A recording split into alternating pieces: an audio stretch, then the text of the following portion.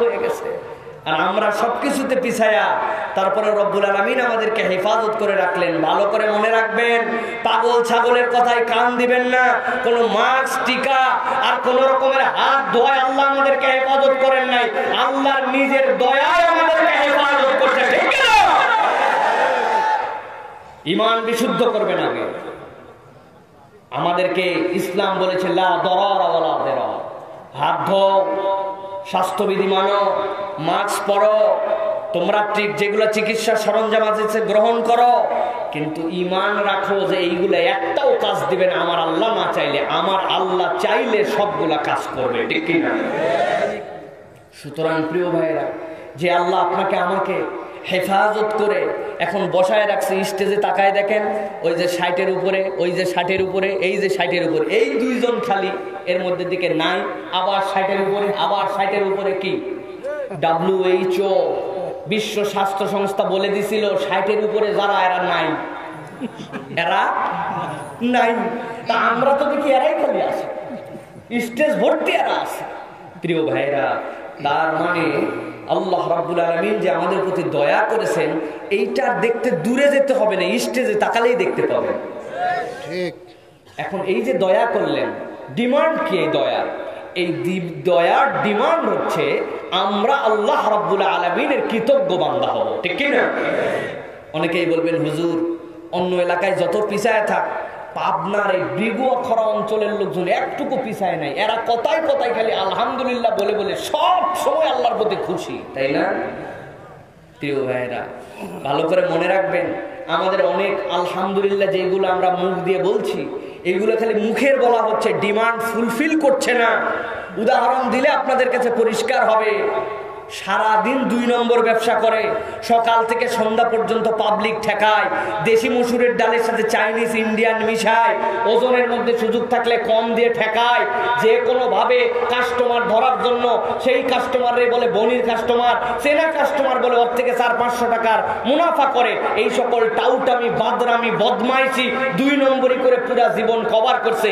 এশার নামাজ পড়ে দোকান বন্ধ করে যাচ্ছে মসজিদের সামনে দিয়ে, ইমাম সাহেব জিজ্ঞাসা করছে কেমন আছেন ভাই? আলহামদুলিল্লাহ, খুব কেমনে ওর আলহামদুলিল্লাহ হয়েছে ভাই? ও সারাদিন যে চিটারি করলো, বাটপারি করলো, 2 নম্বরই করলো, ওর আলহামদুলিল্লাহ হইলো কেমনে? তার মানে আমি আলহামদুলিল্লাহ কনসেপ্ট বুঝি নাই। প্রিয় ভাইয়েরা, অনেক যুবক আছে, কেমন আছো ভাই? কয় আমাদের থেকে ভালো কেউ নেই। কেমনে? কয় আমরা অনেকেই হুজুর অটো পাস পাইছি। পড়ালেখাই করা লাগে না, ওদের টার্গেট ছিল আর 4টা বছর কেন যে করোনা ছিল না, তাহলে ইন্টারমিডিয়েটটা অটো পাস হয়ে যেত। ওনারা আলহামদুলিল্লাহ বলে অটো পাস পাইছে, কিন্তু খেয়াল করে দেখেন বাপ মায়ের কথা শোনে না, মিথ্যা কথা বাদ দেয় নাই, মসজিদে আজান হয় এখন পর্যন্ত মসজিদে হাজিরা দেয় না, চাল চলন আচরণে মুরব্বীরা তাদের প্রতি সন্তুষ্ট না, পিতা মাতার সাথে ঝাড়ি দিয়ে কথা বলে, মোবাইল ভর্তি হারাম, অন্যায়, অনাচার, ডানে ঠেলে, বামে ঠেলে, উপরে ঠেলে, নিচে ঠেলে, সবগুলি হারামে তার ভরপুর, জীবনটা তার মিথ্যার উপরে প্রতিষ্ঠিত। বন্ধু বান্ধবের সাথে কথা বললে গালি দিয়ে কথা বলে, এখন পর্যন্ত টাকনুর নিচে কাপড় পরে, মুখটাই দাঁড়িয়ে রাখতে পারে নাই, 5 ওয়াক্ত মসজিদে হাজির হয় না। ওই বেটা বলে আমি ভালো আছি আলহামদুলিল্লাহ, তোমার আলহামদুলিল্লাহ হয় নাই। অনেক মুরব্বী আছে দেখবেন, উনাকে জিজ্ঞাসা করবেন কেমন আছে, শেষ বয়সে আসছে, দাড়ি ছাইড়ে দিছে, লম্বা জুব্বা ধরছে, পান খাওয়ায় জোর দিতে, দাঁতকে লাল করে, আসরের নামাজের পরে যায় চায়ের দোকানে বসে, ডান পাশে বসে গিবত কমিটির সভাপতি, বামে সেক্রেটারি, উনি সব ক্যাশিয়ার আছে না? অমুকের কি হলো, তমুকের কি হলো, ওই হুজুরের কি হলো, সেই হুজুরের কি হলো, অমুকের বাড়ির কি হলো, এই সকল বাজে কথা, ফাউল কথা, কিবত, কিল্লা, এরকম করে সময় পার করে জিজ্ঞাসা করবেন কেমন আছেন? কয় আলহামদুলিল্লাহ। আলহামদুলিল্লাহ হইছে ভাই? আলহামদুলিল্লাহর কনসেপ্টটা আমরা ক্লিয়ার করতে পারি না এখনো। হোয়াটস দ্য মিনিং অফ আলহামদুলিল্লাহ? আপনাকে ফাইন্ড আউট করতে হবে। এই ঠোঁট দিয়ে উচ্চারণ করার নাম নট অনলি আলহামদুলিল্লাহ। প্রিয় ব্যবসায়ী, আপনাকে মনে রাখতে হবে আপনার আলহামদুলিল্লাহ তখন ফুলফিল। আল্লাহ, করোনার সময়ে বাংলাদেশে এমন ব্যবসায়ী ছিল, পুরা ঢাকা শহরের 20 ভাগ জমিকে ভাগ করলে 1 ভাগ জমির মালিক সে, অ্যারোমেটিক কসমেটিক হালাল সাবানের জনক সে, কয়েকটা টিভি, কয়েকটা মিডিয়া, পত্রিকার মালিক সে, মিলিয়ন মিলিয়ন টাকার মালিক সে। তার কোম্পানিতে প্রত্যেক মাসে 1.5 কোটি টাকার উপরে বেতন দিয়ে তার টাকা পয়সা কত ইনকাম হলো। এরকম চার্টার্ড অ্যাকাউন্টেন্টদেরকে পুষে করোনার মধ্যে চার্টার্ড বিমানে করে চায়না থেকে 34 জন ডাক্তার আনছিল, তারপরেও টিকতে পারে নাই, চলে গেছে। আমি তো কোন ছোট্ট একটুখানি ব্যবসায়ী, তুই চাইলে আমারে মশামাছির মতো বিদায় করতে পারতিস। আল্লাহ, তুই আমারে বিদায় করিস নাই, ভালো রাখছিস। আমি এই জন্য তোর প্রতি কৃতজ্ঞ। আগে যত অন্যায় করছি এখন সব লিফট করে দিলাম। বান্দার হক নষ্ট করলে আদায় করে দিব। তোর হকের জন্য মাপ চাই, আর ওজনে কম দিব না। মিথ্যা বলে ব্যবসা করব না, হালাল ইনকাম করার চেষ্টা করব, মানুষের সাথে ধোঁকাবাজি করব না। আল্লাহ, তোর দিকে আমি ফেরত আসলাম। This is the real meaning of আলহামদুলিল্লাহ। ঠিক না যুবক? তোমার আলহামদুলিল্লাহ কি ভাই? আল্লাহ, তুমি আমারে ভালো রাখছো, না খাওয়াই রাখো নাই, এক ওয়াক্ত পর্যন্ত ভিক্ষার মতো হাত ঝুলি নিয়ে মানুষের কাছে যেতে হয় নাই। আল্লাহ, তোমার প্রতি আমি কৃতজ্ঞ। আগে আমি মিথ্যা কথা বলতাম, মিথ্যা বলবো না। আগে খারাপ বন্ধুদের সাথে মিশতাম, মিশবো না। মোবাইলে খারাপ কিছু দেখবো না। পিতামাতার সাথে বেয়াদবি করবো না। মুরব্বীদেরকে সম্মান দিয়ে চলবো। আজান হোক, আমি যেখানেই থাকি মসজিদে হাজির হয়ে যাব। ইসলামের পক্ষে, ইসলাম প্রতিষ্ঠার পক্ষে, আন্দোলনের পক্ষে আমি এখন থেকে একজন যুবক হয়ে ছোটাছুটি শুরু করবো। আল্লাহ, আপনি যদি এই কথা বলে আল্লাহর দিকে ব্যাক করেন, এটাই হচ্ছে আপনার জন্য প্রকৃত আলহামদুলিল্লাহ। মুরব্বী, আপনার আলহামদুলিল্লাহ কি বাবা? আপনাকে স্বীকার করতে হবে সবার আগে 60 বছরের উপরে বলছিল বাঁচবেই না, এরা শেষ হয়ে যাবে।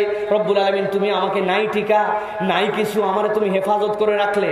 আল্লাহ, এতদিন পর্যন্ত পারফেক্টলি তোমার কাছে আমি মুসলিম হতে পারি নাই। এখন থেকে আমিও শপথ নিলাম, আমার স্ত্রীর সাথে এতদিন খারাপ ব্যবহার করছিলাম, এগুলো ত্যাগ করব। ছেলের বউয়ের কাছে আমি আদর্শ একজন শ্বশুর হতে পারি নাই। আজকের থেকে শপথ নিলাম ভালো মানুষ হওয়ার চেষ্টা করব। মিথ্যা মুখ থাকবে, মিথ্যা কথা আমি আর বলবো না। গীবত গিল্লা যেখানে আমি নাই সেখানে। বাচ্চা কাচ্চা কেমনে মসজিদে আসে, আমার সংগ্রাম হবে এখন থেকে এইটা। যুবকদেরকে নিয়ে ইসলামের পক্ষে কাজ করার জন্য, এলাকার উন্নয়নের পক্ষে কাজ করার জন্য বাকিটা জীবন আমি উৎসর্গ করে দিব। আল্লাহ, তোমার কাছে আমি ফেরত আসলাম। এইটা হচ্ছে রিয়াল মিনিং অফ আলহামদুলিল্লাহ। ঠিক কিনা? এখন ঠিক ঠিক না বলে নিজের একটু মিলান। আমরা তো ঠিক বলা তো উস্তাদ, ঠিক বলি সব সময় ঠিক, কিন্তু এই কথাগুলো তো আমাদের। এখানে যুবকও আছে, এখানে ব্যবসায়ীও আছে, এখানে মুরব্বীও আছে। এখন আমরা যদি একটু নিজে মিলাই দেখি যে এই গুণাগুণগুলো আমাদের মধ্যে আছে কিনা, না ফাও ফাও খালি মুখ দিয়ে আলহামদুলিল্লাহ মারতেছি, এইটা যদি মিলাই নেই, ওয়াজ আর করা লাগবে না। ওয়াজ হয়ে গেছে আজকে, ঠিক কিনা? ওয়াজ হয়েছে না? তাহলে দোয়া করে দিয়ে চলে যায় নাকি? প্রিয় ভাইয়েরা, আল্লাহ আমাদেরকে বোঝার তৌফিক দান করবেন। আল্লাহুম্মা আমিন। আজকে আমি আপনাদের কাছে পবিত্র কোরআনুল কারীমের 5টা আলাদা আলাদা আয়াতে কারিমা থেকে একটা নির্ধারিত প্রসঙ্গে কথা বলার চেষ্টা করব প্রিয় ভাইয়েরা। সেটি হচ্ছে যে এই দুনিয়ার জীবনে আমরা যে অবস্থান করছি, আমরা এই দুনিয়াতে থাকি, দুনিয়াদারি করি, কিন্তু এই দুনিয়ার জীবনটাই আমাদের একমাত্র জীবন নয়। দুনিয়ার পরবর্তীতে কিয়ামতের দিনে আল্লাহ রাব্বুল আলামিনের কাছে আমাদের দাঁড়াতে হবে, ঠিক কিনা? এখানে একজন মানুষই কি আছেন যিনি বলবেন যে কিয়ামত বলে আমি কিছু বিশ্বাস করি না, এরকম কোনো দিবস নাই, এরকম দিবসে আল্লাহর কাছে আমাদেরকে দাঁড়াতে হবে না, এরকম বলার কেউ আছেন ভাই? যদি থাকেন তাহলে আপনার জন্য আলোচনা নয়, আর যদি না থাকেন তাহলে আপনার জন্য আলোচনা। প্রিয় ভাইয়েরা, মূল বিষয় হচ্ছে কিয়ামতের দিনে আপনি চাইলেও আপনাকে উঠতে হবে, আপনি না চাইলেও আপনাকে উঠতে হবে, কিন্তু সবার কিয়ামতের দিনে ওঠা একভাবে এক ধরন হবে না। আল্লাহ রাব্বুল আমিন কিয়ামতের দিনে যারা অপরাধী হবে, যারা আল্লাহর কাছে ওই দিন ধর পাকড়ের চরিত্রের মধ্যে পড়ে যাবে, আল্লাহ রাব্বুল আমিন তাদেরকে 5টা প্রক্রিয়ায় কিয়ামতের দিনে আল্লাহর আদালতে উত্তোলিত করবেন। কয়টা প্রক্রিয়ায়? জোরে বলেন, কয়টা? 5টা। এই 5টা প্রক্রিয়ায় আল্লাহ যাদেরকে তুলবেন, এই 5 প্রক্রিয়াওয়ালাদের দুনিয়াতে কি গুণাগুণ হবে? সবাইকে একরকম করে তুলবেন না, 5 ভাবে উঠাবেন, কিন্তু এই 5 ভাবে যারা উঠবে প্রত্যেকটা উঠানোর পিছনে আল্লাহ রাব্বুল আমিন দুনিয়াতে তাদের চালচলনের বর্ণনা দিয়ে দিবেন, কোন অপরাধে ওই দিন বান্দা যে আল্লাহর কাছে এরকম করে ধরা খাবে। প্রিয় ভাইয়েরা, এই আলোচনা বোঝার আগে 1 মিনিটে একটা জিনিস আপনাকে শুধু মাথার মধ্যে একদম পরিষ্কার করে বুঝে নিতে হবে। আল্লাহ রাব্বুল আলামিনের একটা পরিচয় হচ্ছে আর রহমানির রহিম। রহমান, আল্লাহর নাম কি? একটু মুখ দিয়ে বলেন ভাই। রহমান, রহমান মানে কি? অতীব দয়াময়, যে দয়ার কোনো শেষ নাই। রহিম মানে অতীব দয়াশীল, যে দয়াশীল তার কোনো শেষ নাই। আল্লাহ যে রহমান, আল্লাহ যে রাহিম, এটা আমরা হাজার হাজার কোটি কোটি বার শুনতে শুনতে আমাদের ফিলিংসের থেকে হারায় গেছে। তা আল্লাহ আবার কেমনে দয়াময়, কেমনে রহমান, কেমনে রহিম। মুরব্বীরা ভালো করে খেয়াল করেন, এইভাবে বিশ্লেষণ করে কখনো দেখছেন কিনা দেখেন আল্লাহ রাব্বুল আমিন আমাদের জন্য কেন দয়াময়, কেন তিনি সবচেয়ে বেশি আমাদের কাছে দয়াময়। বান্দাকে এটা অন্তর থেকে অনুভব করতে হবে। কেমনে অনুভব করবেন? এই যে বাচ্চা কাচ্চাদের এসএসসির পরীক্ষা শুরু হয়েছে, পরীক্ষা দিতে যাচ্ছে, এই এলাকায় পরীক্ষার্থী আছে না ভাই? আপনাদের কাছে একটু জিজ্ঞাসা করি, এসএসসির পরীক্ষা যেটা হচ্ছে, এইটার যে প্রশ্নগুলা হচ্ছে, বোর্ডের পরীক্ষা হচ্ছে, এই প্রশ্নগুলা তো প্রত্যেকের বাড়িতে বাড়িতে খামে খামে পাঠায় দিছে না ভাই? দিয়ে দিছে না? তাই নেই, তার মানে পরীক্ষাটা প্রশ্নগুলা গোপন করে রাখছে, তাই তো? এবার আপনাদের কাছে জিজ্ঞাসা করি যে এই যে এসএসসি পরীক্ষা হচ্ছে, এই এসএসসি পরীক্ষা কঠিন নাকি এইচএসসি পরীক্ষাটা এর থেকে বেশি কঠিন? এইচএসসিটা। এইচএসসি পরীক্ষার পরবর্তীতে ছেলেরা অনার্স টনার্স শেষ করে এরপরে চাকরির জন্য যখন ঢুকবে, আমাদের ভাইয়েরা তখন বাংলাদেশ সিভিল সার্ভিসের পরীক্ষা দেয়, বিসিএস। বলেন তো এই বিসিএস এর পরীক্ষা কঠিন না এসএসসির পরীক্ষা কঠিন? বিসিএস। কারণ কি? যেই পরীক্ষার পরবর্তীতে পুরস্কার যত বড়, ওই পরীক্ষা পদ্ধতি এবং পরীক্ষার প্রশ্নপত্র তত কঠিন এবং জটিল, ঠিক না? প্রিয় ভাইয়েরা, অন্তর খুলে দিয়ে একটু অনুভব করেন, কিয়ামতের দিনে যাবেন, আল্লাহর আদালতে সবাইকে দাঁড়াতে হবে। সেই আদালতে আল্লাহ রাব্বুল আমিন অপরাধীদেরকে দাঁড় করাবেন। কার কি অবস্থা হবে সব আল্লাহ বর্ণনা করে দিলেন। কে কোন অপরাধী ওইরকম করে আল্লাহর আদালতে উঠবে তার বর্ণনা আল্লাহ দিয়ে দিলেন। কবে দিলেন? 1450 বছর আগে। কতদিন পর্যন্ত? কিয়ামত পর্যন্ত বলবৎ থাকবে। এই পরীক্ষাটা যেন বান্দা কোনোভাবে ফেল না করে, একটা বান্দাও যেন জাহান্নামে না যায়, এই জন্য আল্লাহ প্রশ্ন জানায়া, কোন অপরাধ করলে এরকম অবস্থা হবে সব কিছু জানায়া একজন রসুল পাঠায়া, রসুল চলে যাওয়ার পরে লক্ষ লক্ষ উলামায়ে কেরাম পাঠায়া কিয়ামত পর্যন্ত বান্দাকে প্র্যাকটিস করাতেই আছেন, করাতেই আছেন, করাতেই আছেন। একটা কিছু গোপন রাখেন নাই, যেন প্রত্যেকটা বান্দা জান্নাতে যেতে পারে। এই জন্যই আমার আল্লাহ হচ্ছেন রহমান, ঠিক কি না? ফিল ফ্রম ইওর হার্ট, অন্তর থেকে অনুভব করেন। ওয়াজ তো বহু শুনি, ওয়াজ মানে আমাদের কাছে এখন আওয়াজ আর কিচ্ছা।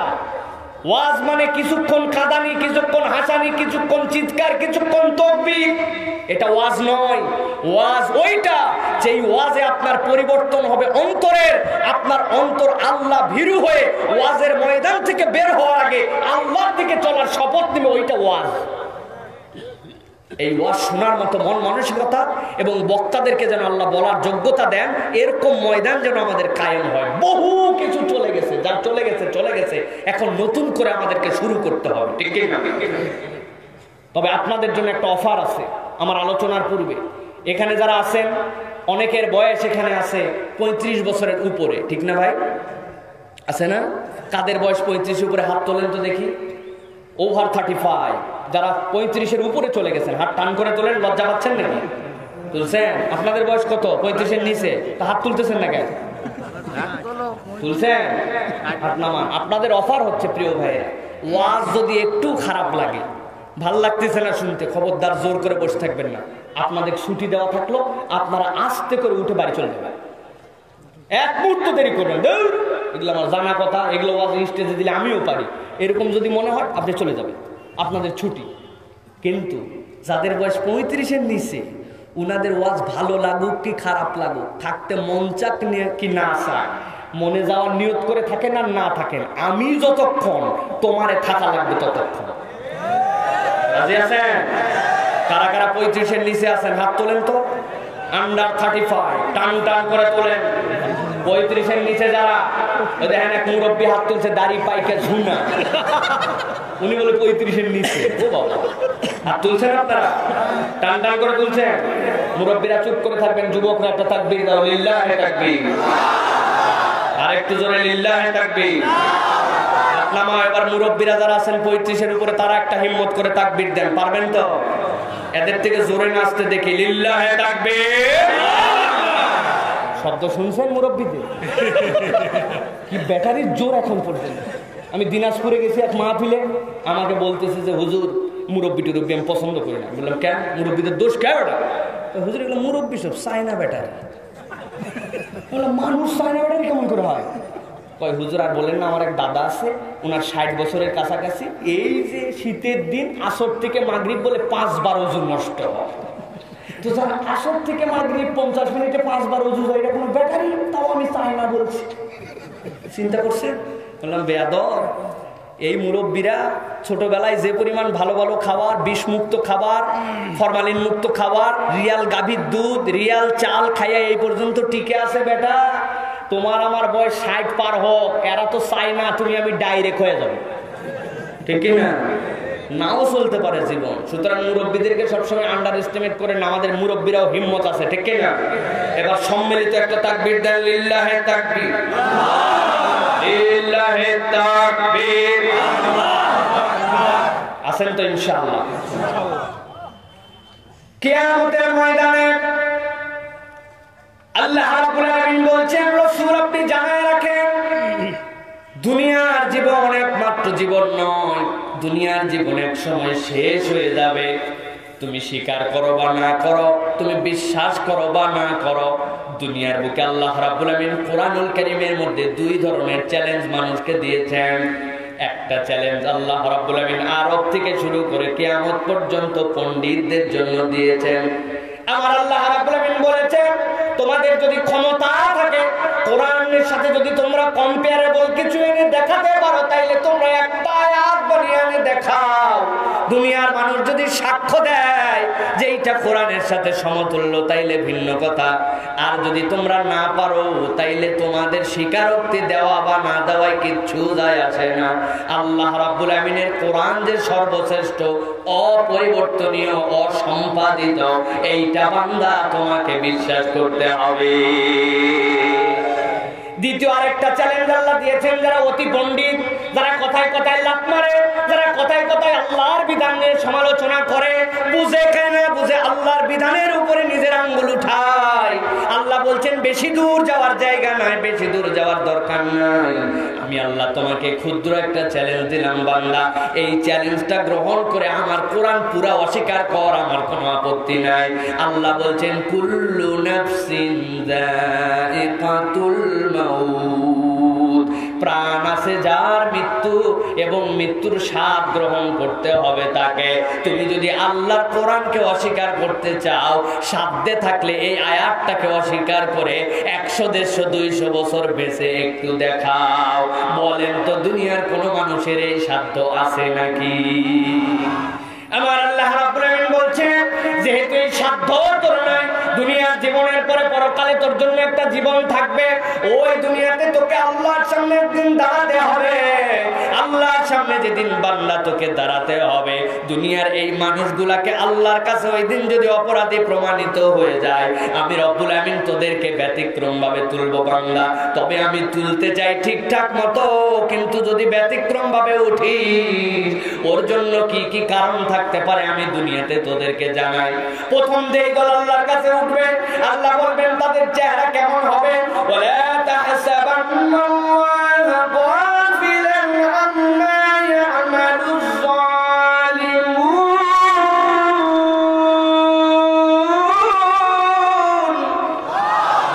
আমার আল্লাহ রাব্বুল আমিন বলছেন, ও দুনিয়ার মানুষ, দুনিয়াতে অনেক জুলুমবাজ আছে, অনেক দাপটওয়ালা আছে, অনেক পাওয়ারওয়ালা আছে। দুনিয়ায় বেশ কয়েক বছর পর পর ক্ষমতায়, দুনিয়ায় অনেক ব্যালিস্টিক ক্ষেপণাস্ত্রের মালিক, দুনিয়ার মানুষকে আন্ডার এস্টিমেট করে, আর দুনিয়ার মানুষকে জুলুম করে, অত্যাচার করে, তারপরেও বীর দর্পে টিকে থাকে। আছে? আল্লাহ বলছেন জেনে রাখ, এরকম থাকতে পারে।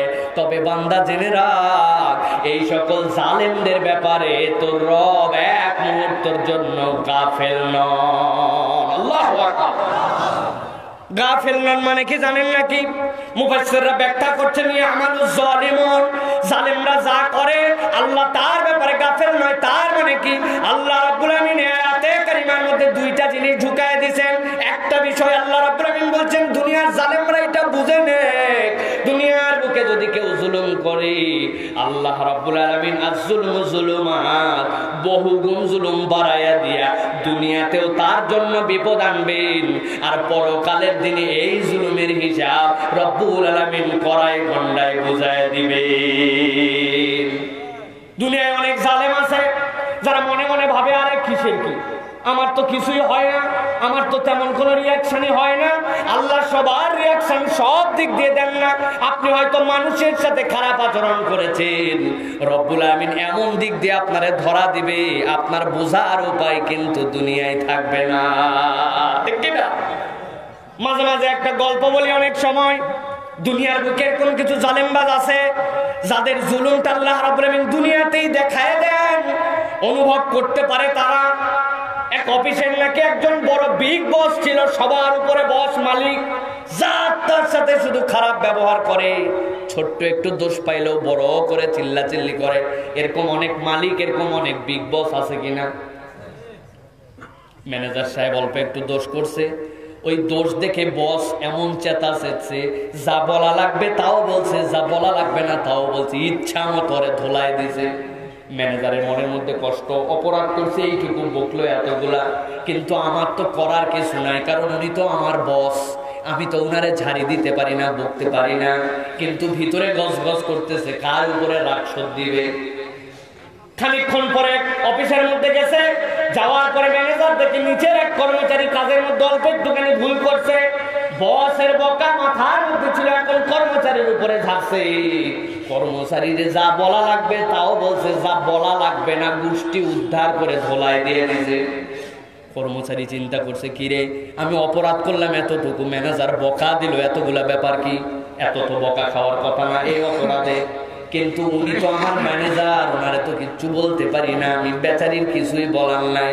মনের মধ্যে কষ্ট নিয়ে চিন্তা করছে কার উপরে রাগ ঝাড়বে।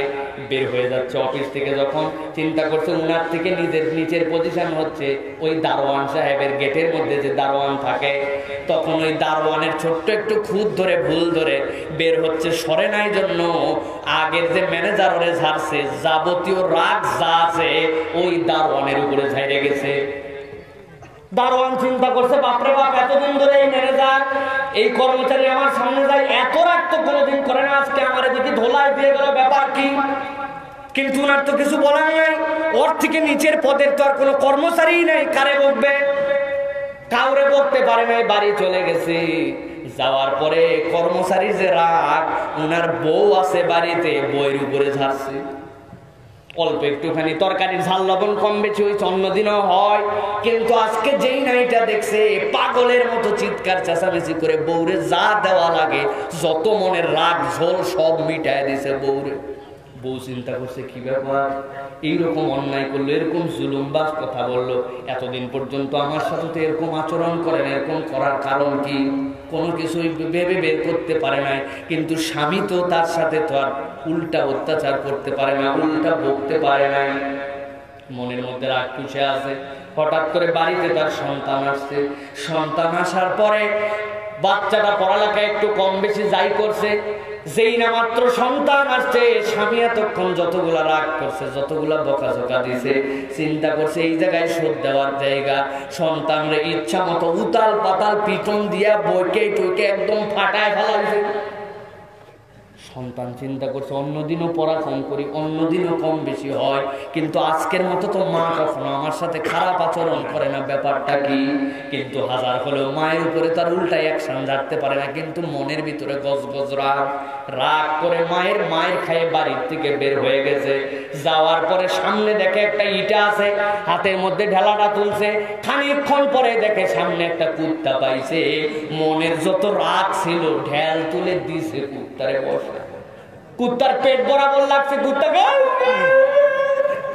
কুত্তাও চিন্তা করছে কোনো অপরাধ নাই, কিছু নাই, ওর দিকে তাকালামও না, আমারে ঢেল মারলো কেন? কুত্তার ভিতরে এখন কঠিন রাগ, ঘেউ ঘেউ ঘেউ ঘেউ করতে করতে দৌড় লাগাইছে।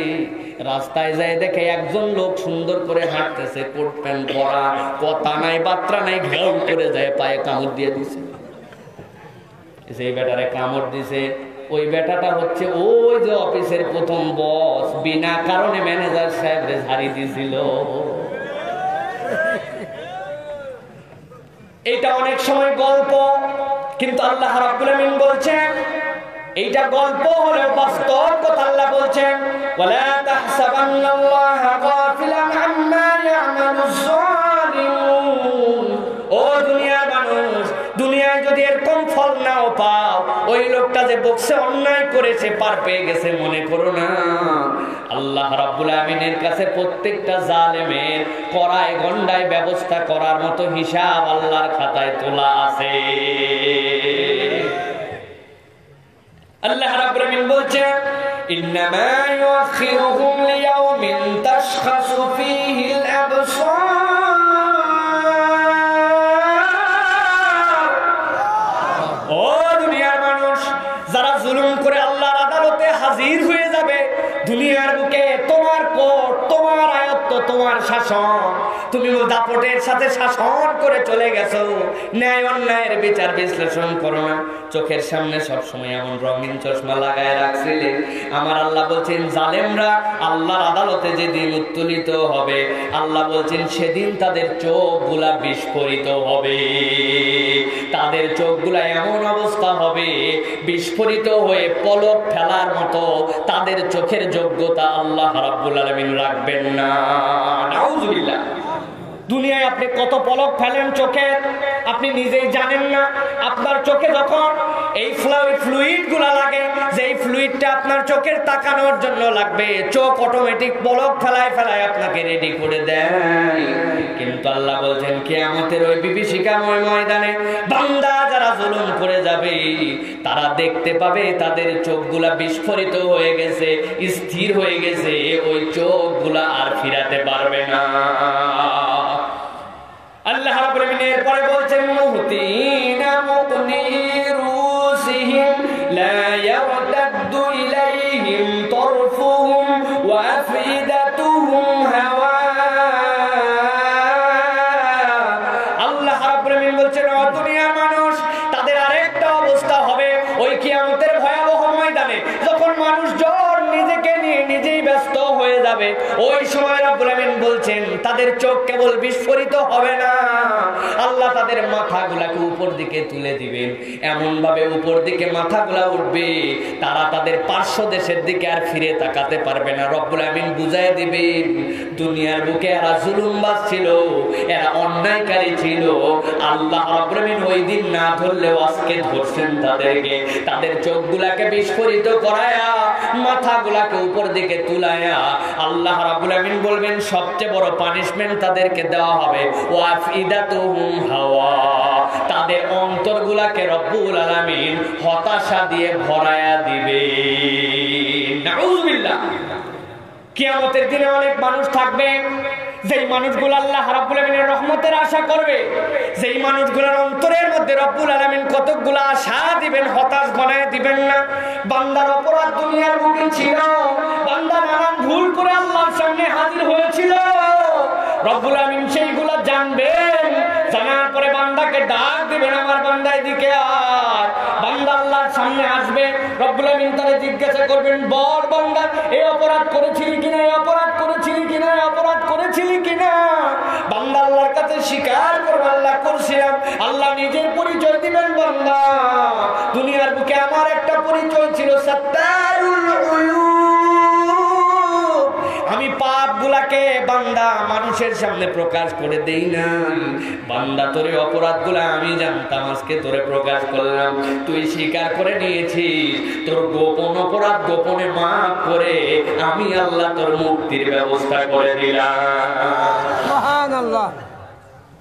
কিন্তু আল্লাহ রাব্বুল আমিন বলছেন আপনি যদি জুলুম করেন, সেটা ছোট থেকে বড়, আমরা জুলুম শুনলে খালি সরকারের দিকে নজর চলে যায়, জেলখানার দিকে নজর চলে যায়, আরে নিজের দিকে নজর ফিরান। আপনি প্রত্যেকদিন আপনার স্ত্রীর সাথে জুলুম করেন। আপনি ওস্তাদ হয়েছেন, মাদ্রাসার দায়িত্বশীল হয়েছেন, আপনি কোরআন পড়ান, আপনি কোরআন পড়ানোর শিক্ষক, কিন্তু নবীজিও কোরআনের ওস্তাদ ছিলেন। নবীদের সাথে আপনার কম্পেয়ার করেন, বাচ্চাগুলাকে মেরে মেরে পিঠের চামড়া তুলে দেন, বাচ্চাগুলার সাথে নানান ধরনের অন্যায় আচরণ করেন, বাচ্চাগুলার পায়ের মধ্যে জিঞ্জির লাগায় রাখেন। আপনি বলবেন হুজুর জিনজিন না লাগালে যদি না পড়ে, কোরআন না শিখে, ভাই ভালো করে মাদ্রাসার শিক্ষক যারা আছেন মনে রাখবেন, আল্লাহ কোরআনুল কারীমের মধ্যে আয়াত দিয়েছেন, আর রহমানু আল্লামাল কুরআন।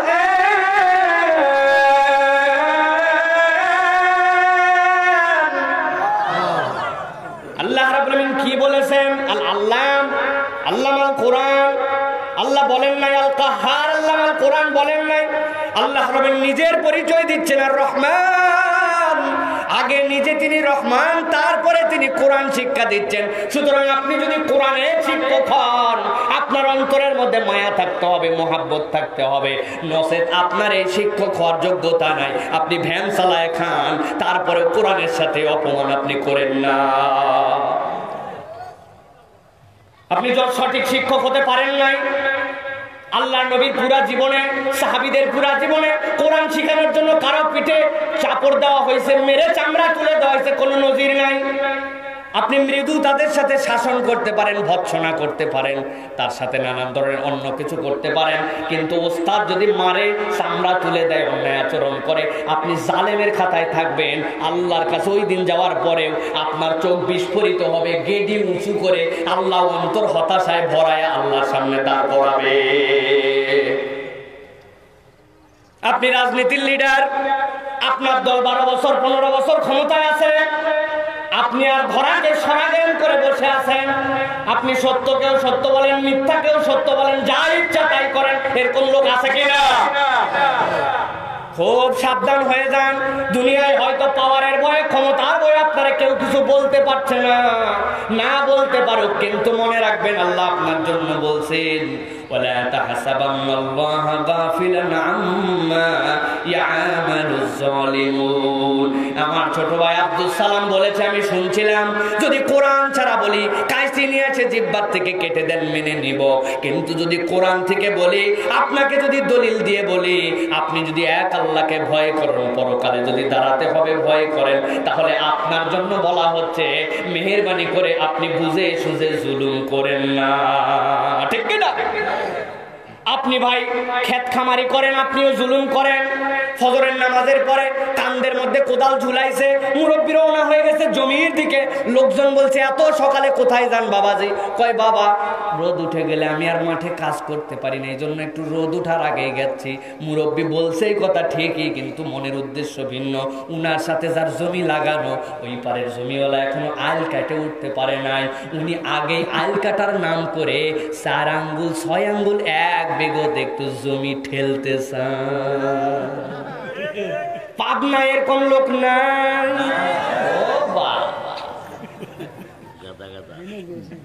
আমার আল্লাহ রাব্বুল আমিন বলছেন, ভালো করে খেয়াল করো, লা ইয়ারতাদু ইলাইহিম তারফুহুম ওয়া আফইদাতুহুম হাওয়া।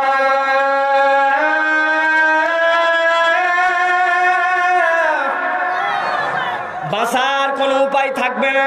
ওই মানুষগুলাকে রব্বুল আমিন ক্ষমা করার জন্য খুঁজবেন, কিন্তু তোমার যে অবস্থা, রব্বুল আমিন তোমারে আগেই গেট আউট করে দিয়েছেন। আপনার একটা মোবাইল আছে, মোবাইলের চার্জার আছে, মোবাইলের চার্জার 2-3 ধরনের হয়। একটা হচ্ছে টাইপ সি, আরেকটা হচ্ছে কমন, আরেকটা হচ্ছে চিকন পিন, আছে কিনা? এখন আপনার মোবাইলের চার্জার হচ্ছে টাইপ সি, আপনি বলছেন একটা চার্জার দাও, চার্জ দেওয়া লাগবে। লোকজন চার্জার এনে দিছে, দেখেন চিকন পিনে ঢুকালেই তো হয়ে যাবে, হবে তো? অনেকের চার্জার আছে 3 পিনের, মাথার থেকে 3 পিনের মধ্যে ঢুকান লাগে। এখন আপনার গোড়ায় ঠিক আছে, এই দিকে আপনি ঢুকাবেন, কিন্তু ওই জায়গায় 2 পিন হবে তো, হবে না? ভালো করে বুঝেন কেন উদাহরণ দিচ্ছি প্রিয় ভাইয়েরা। আল্লাহর কাছে তো সবাই দাঁড়াবে, কিন্তু রব্বুল আমিন ক্লাসিফিকেশন কেমন করে করবেন? রব্বুল আমিন আগেই বলবেন, এরা জুলুমবাজ, এরা স্বামী হিসাবে স্ত্রীর প্রতি জুলুম করেছে, কোথায় কোথায় গালিগালাজ করেছে, কোথায় কোথায় পিতার সাথে সন্তান হিসাবে জুলুম করেছে। সামান্য একটুখানি পাবনা অ্যাডওয়ার্ডে চান্স পেয়ে গেছে, ঢাকা বিশ্ববিদ্যালয়ে চান্স পাইছে, বড় কোথাও ঢুকে গেছে, বাপ মার এখন বলে না তুই তুকারি করে, বাপ মায়ের সাথে খারাপ কথা বলে, মারে বলে বুড়ি তুই কি বুঝিস, তুই কি বুঝিস নাকি, তুই তো পুরাতন আমলের মানুষ। পিতা মাতার সাথে তুই তুকারি করে, বাপ মা মনের দুঃখে বলতে পারে না, কিন্তু আল্লাহ বলছেন, আল্লাহ রাব্বুল আলামিন এইগুলার হিসাব রাখতে নিশ্চয় গাফেল নন। ঠিক না? প্রিয় মুসলমান, ভালো করে খেয়াল করেন, আল্লাহ রাব্বুল আমিন তাআলা এই প্রথম আয়াতের মধ্যে সূরা ইব্রাহিমের 42-43 নম্বর আয়াতের মধ্যে তিন ভাবে কিয়ামতে উঠাবেন মানুষকে বুঝালেন। চোখ বিস্ফোরিত হবে, মাথাগুলো উপর দিকে উঠে যাবে, অন্তর হাহাকার হয়ে যাবে, অন্তরটা তার হতাশায় পূর্ণ হয়ে যাবে। এবার রব্বুল আমিন বলছেন দুনিয়াতে এই মানুষগুলাকে কোন আলামত দেখে চিনতে পাওয়া যাবে? আল্লাহ রাব্বুল আমিন ব্যাখ্যা করছেন, ভালো করে খেয়াল করেন। আল্লাহ রাব্বুল আমিন বলছেন সূরা দাহারের 27 নম্বর আয়াতের মধ্যে, ইন্না হাউলাই ইউহিব্বুনাল আজিলাতা ওয়া ইয়াযুনা ওয়ারাহুম ইয়াওমান সাকিলা। এই শ্রেণীর মানুষকে দুইটা গুণে চেনা যাবে। কয়টা গুণ? দুইটা গুণে চেনা যাবে। আল্লাহ রাব্বুল আমিন বলছেন ইউহিব্বুনাল আজিলা, তাদের এক নম্বর গুণ হবে এরা দুনিয়াদার হয়ে যাবে। এদের চরিত্রের মধ্যে পরকালের কোনো ছাপ নাই, কোনো চিন্তা নাই। এরা খালি দুনিয়ার দুনিয়া, সব টার্গেট দুনিয়াকে বানাইছে। আল্লাহ বলছেন যাদের সবকিছু দুনিয়া কেন্দ্রিক, এদের জালেম হয়ে যাওয়ার সম্ভাবনা বেশি। ঠিক কি না? যেমনে হোক আমার চেয়ার লাগবে, যেমনে হোক আমার চেয়ারম্যানই লাগবে, লোক চাইলেও লাগবে, না চাইলেও লাগবে, ভোট পাইলেও লাগবে, না পাইলেও লাগবে, ব্যালটে পড়লেও লাগবে, না পড়লেও লাগবে। তাহলে তার কাছে কি আর সত্য মিথ্যার বাছ বিচার থাকবে নাকি ভাই? থাকবে না। ও যা চাবেন আপনি তাই দিবে, লক্ষ লক্ষ টাকা উড়ায় দিবে, দিয়ে লাখ লাখ টাকা ইনকাম করার ধান্দা করবে, কারণ তার টার্গেট হচ্ছে দুনিয়া। অথচ ওই মানুষটাই যদি ভিন্ন রকম হতো, আল্লাহর কাছে এখন যারা চেয়ারম্যান মেম্বারে দাঁড়াইছে, ওরা সিজদায় পড়ে হাত তুলে চলতে ফিরতে সব সময় দোয়া করে, আল্লাহ আমারে তুমি চেয়ারম্যান বানাও, আমারে তুমি মেম্বার বানাও। এ সারার কোনো দোয়া নাই। ঠিক ভুল বললাম ভাই?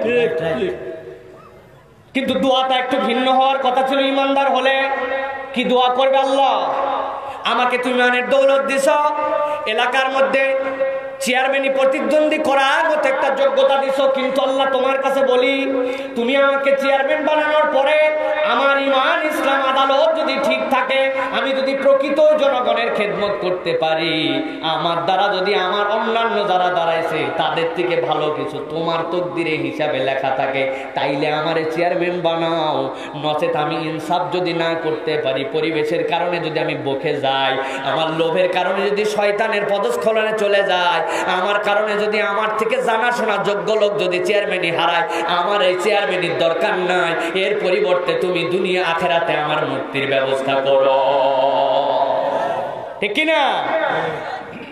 আল্লাহ রাব্বুল আমিন এই জন্য বলছেন জালেম হয়ে যাবে তারা যাদের দুনিয়ার বুকের চরিত্র কি হবে? এক নম্বরে ইউহিব্বুনাল আজিলা, যাদের দুনিয়া দুনিয়া দুনিয়া, চলাফেরা, খাওয়া দাওয়া, আচার আচরণ, পোশাক পরিচ্ছদ, যা কিছু চাহিদার সব কিছু দুনিয়া। আর আল্লাহ বলছেন ওয়ায়াদারুনা ওয়ারাহুম ইয়াওমান সাকিলা, আর ওই পরকাল যেটা সাকিল, যেটা ভারী, যেটা বৃহৎ, যেটা বড়, যেটা দুনিয়ার তুলনায় আনকম্পেয়ারেবল, এত বৃহৎ, আল্লাহ বলছেন ওই পরকাল নিয়ে তাদের একটুকু চিন্তা করে না। চুরি করে, ডাকাতি করে, বদমাইশি করে, বান্দরামো করে, সবগুলা যে নিষেধ আল্লাহ যে বলেছেন তাও অন্তরে জানে, কিন্তু তারপরেও এগুলা ছাড়ে না, তারপরেও এগুলার মধ্যে বেশি বেশি জড়ায় যায়। আল্লাহ বলছেন এই চরিত্রওয়ালারা জেনে রাখো, ওই দিন জালেমের কাতারে এই চরিত্রওয়ালারা বেশি হয়ে যাবে। ঠিক না? এখন নিজেদের জীবনে একটু মিলান, আমাদের সমাজে দুনিয়ামুখিতা আর আখেরাত ভুলে যাওয়া লোকের সংখ্যা কম না বেশি? দূরে দূরে খোঁজা লাগবে না, প্রত্যেকে নিজের উপরে চলে আসতে হবে। আল্লাহ আমি কি ওই কাতারের মধ্যে পড়ছি কিনা একটু বুঝে নেন। এবার চলেন রব্বুল আলামিন দুই নম্বর মানুষদেরকে কিভাবে তুলবেন, কিয়ামতের ময়দানে তাদের কি পরিচয় হবে, কেমন তাদের আচরণ হবে, চেহারাগুলোর অবস্থা কেমন হবে আল্লাহ বর্ণনা করছেন। আল্লাহ রাব্বুল আলামিন সূরা সাজদার 12 নম্বর আয়াতে বলছেন ওয়ালাউ তারা ইযিল মুজরিমুনা নাকিসু রুউসিহিম ইনদা রাব্বিহিম রাব্বানা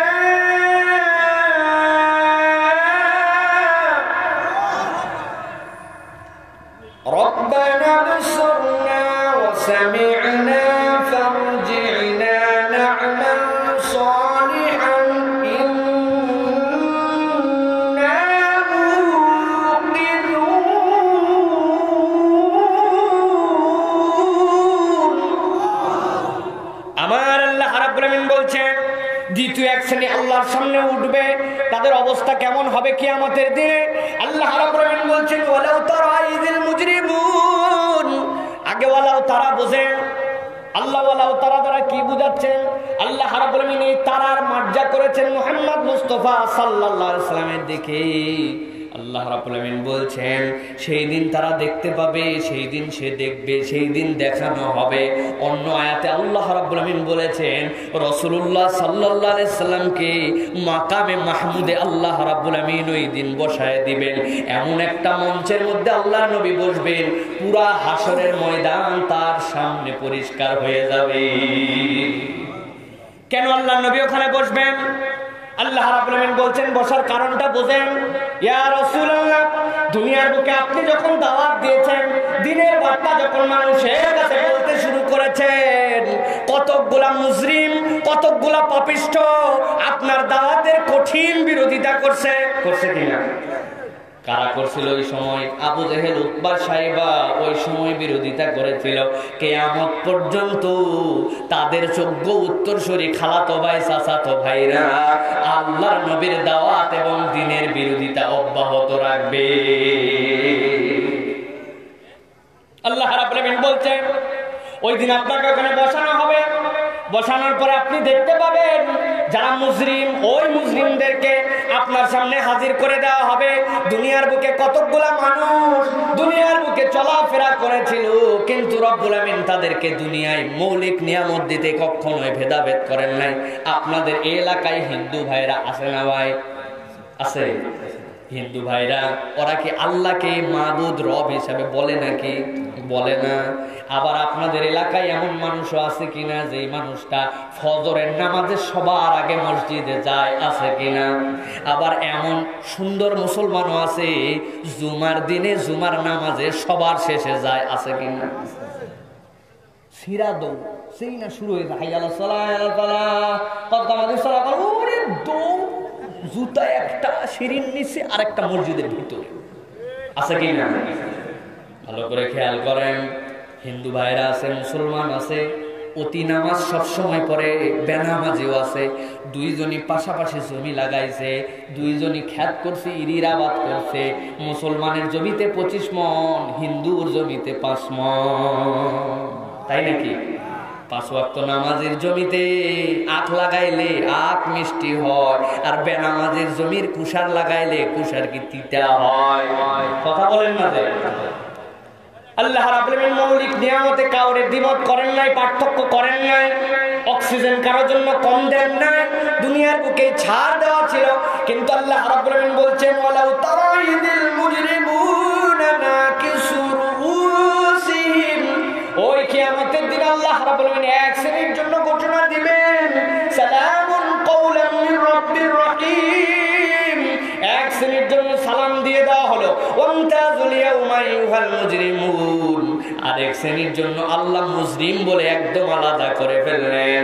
কিয়ামতের দিনে ডালে চালে মিশায়া ওই জায়গাতে একসাথে রাখা হবে না, ওই দিন মুজরিমদেরকে আলাদা করে দেওয়া হবে। আল্লাহ বলছেন রাসূল, দুনিয়ার বুকে যেই মানুষরা ইসলামকে নিয়ে টিটকারি করছিল, ইসলামের বিধান পালন না করে মুজরিম হিসাবে আমার কাছে আসছিল। যুবক বয়সে বন্ধু দাড়ি রেখে দিছে, টাকনুর উপরে কাপড় পরা শুরু করছে, অপর বন্ধুরা মোল্লা মোল্লা বলে টিটকারি করছিল। বোরকা পরছে বান্ধবী, কই মহিলা হুজুর, বাংলা হুজুর, বাংলা ভাবি, এইরকম করে টিটকারি করছিল। আছে কিনা? ইসলামের পক্ষে চলে, ইসলামের পক্ষে কথা বলে, রাজাকার বলে বলে তাদেরকেও ঘৃণা করছিল। আছে কিনা?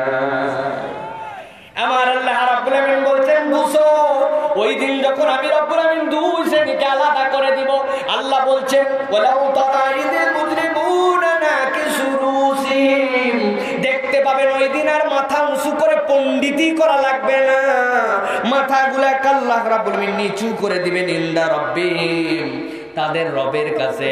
যেই না মাথা নিচু করবে, ওদের মুখে একটা জিকির চালু হয়ে যাবে। কি জিকির?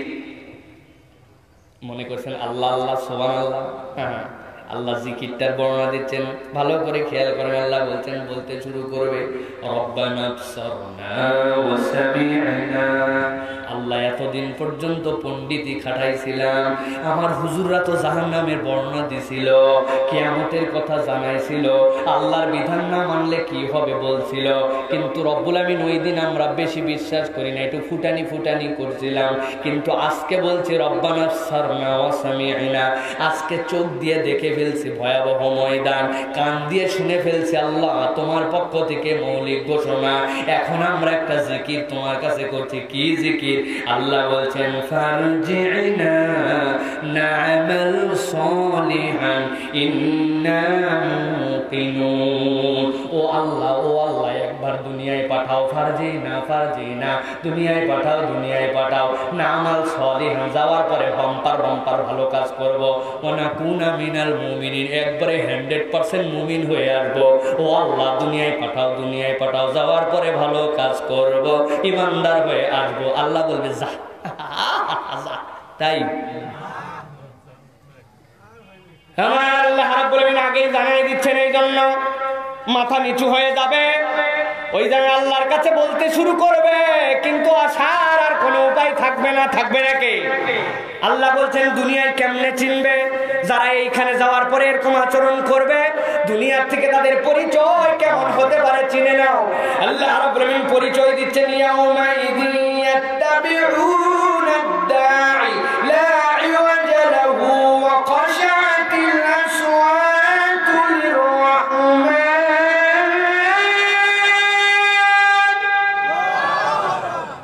আল্লাহ রাব্বুল আলামিন বলছেন সূরা তাহার 108 নম্বর আয়াতের মধ্যে, ইয়াউমাইযিন ইয়াত্তাবিউনা আদ-দাঈ লা ইওয়াজা লাহু ওয়া খাশা'আতিল আসওয়াতু লির-রাহমান।